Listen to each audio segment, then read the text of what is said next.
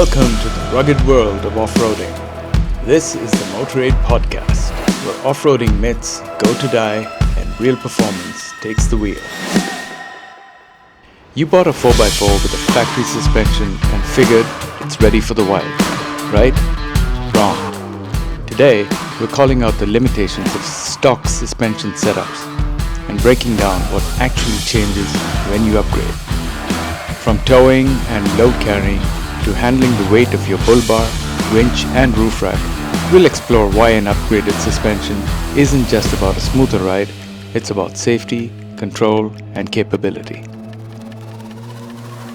It's not just about off-road performance. Your upgraded suspension could be the unsung hero of your daily drive. Stick around till the end, because stock doesn't always mean safe, and comfort doesn't always mean compromise.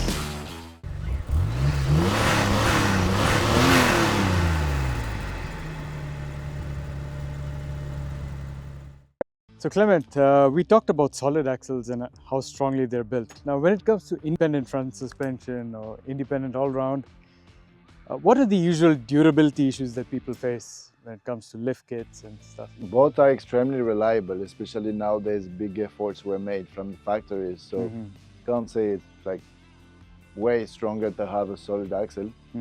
Now when it comes to lifting the car, again, it's going to be easier to lift the car with solid axle. So when you reach a 2-inch lift in independent suspension, you're pretty much at the limit of the original components. So the control arms, all the bushings, the axle shafts are on their maximum angle. Again, for most of the common cars with IFS suspension, Land Cruisers, Pajero, you name it, Prado, FJ. So these cars, the components are on the market to make the things right. We have the diff drop kits, we have the high clearance CV boots, sway bar relocation, but to get the same travel that you can get on a solid axle vehicle, you're gonna have to modify way more things. You're gonna have to start replacing the control arm for a long travel kit, and also for the damping of the suspension. It's way easier to control on a solid axle. Again, you can easily get more travel. So when I talk about the travel, I talk about from full droop, so the suspension free extended, like when you jump or when you put your car on the car lift and you have the wheels in the air, to the full compression. So this is what we call the travel. So this thing is going to be way easier to get up to a certain limit on a solid axle, which will require more modifications on IFS. So would it be fair to say that because you need more components to do a lift on an IFS, it is maybe overall a little less reliable than a solid axle because of the number of components that are going into it for modification? I'd say yes. If you have to go for a 2.5-inch lift, I mean, I didn't modify much. Rear upper arms, caster correction bushes, sway bar links, the panhard rods. Those are external components. You don't need to modify much. You don't get any driveline vibration angle. The drive shafts are stock ones. So it's easy, and so more reliable. I'd say more reliable, I'd say. And also less components like the axle shafts.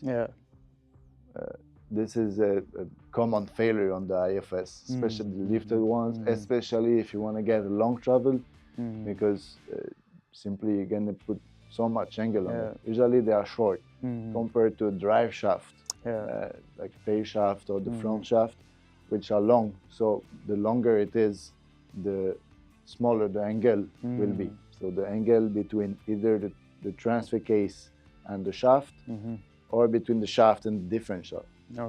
Because they are like either CV joint or U joints on each side. This will reduce it. Now if you take an IFS, the length of the shaft will be maybe like 40 to 50 centimeters. So when you lift the car, this is something to really take in consideration for the reliability. So Clement, let's get into the next aspect of suspensions. Yeah, we're talking about solid axles, independent front, all-around independent.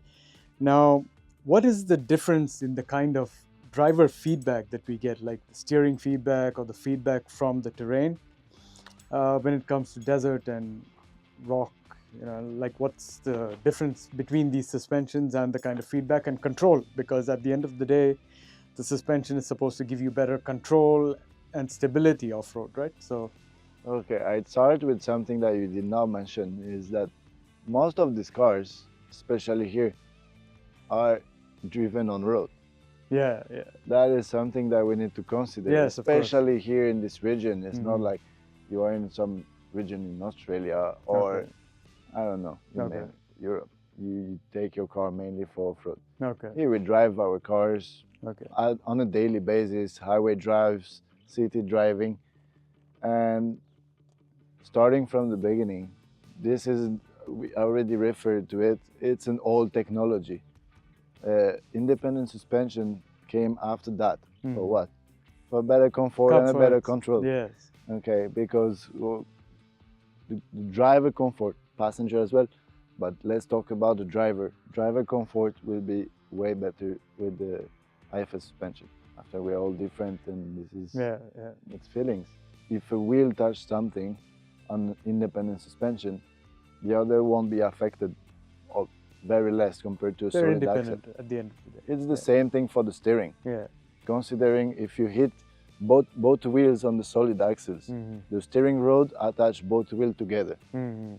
and goes directly straight into your steering box, straight to your steering. Yeah. This is pure steering. Yes. This is raw steering, I would call it. Yes. Now when it comes to an IFS suspension, then you have more components that will absorb the thing before it reaches the driver. Mhm. This is exactly the same thing for the rear. If you get a solid axle on coil spring, which is already way better than a solid axle on leaf springs, Yes. depending on what you do. Yeah. No offense for the owners of trucks. Yes, of course. Yeah. Okay, because the thing with the solid axle in the back, that can be kind of dangerous. The car will slide easily. Hmm. Doesn't rain much here, but when it rains, you can feel that the car wants to slide. Okay. Now, driver feeling in general.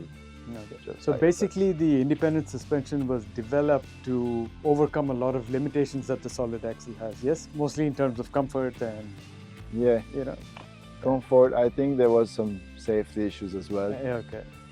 So Yes. as said before, there is still some cars with solid axles, so I don't really know about the safety issues. Yeah. But yeah, in terms of driver comfort, driver confidence, definitely yes. Yes, of course. So here's the bottom line. Your factory suspension might be fine for mall runs and mild gravel. When you start towing, adding weight, or going beyond the beaten path, you're riding the edge of its limits. An upgraded suspension doesn't just help you off-road, it stabilizes your load, improves braking control, enhances daily drivability, and most importantly, protects you and your passengers from unpredictable terrain and unnecessary wear. Whether it's hauling a rooftop tent, tackling a steep trail, or just navigating rough highways with confidence, your suspension is doing the heavy lifting. So don't wait for a bottom out or a worn out ride to make the switch. Get it done right, get it done smart, and let your 4x4 perform the way it was meant to. Thanks for tuning in to the Motorade podcast. Fuel your drive. I'll see you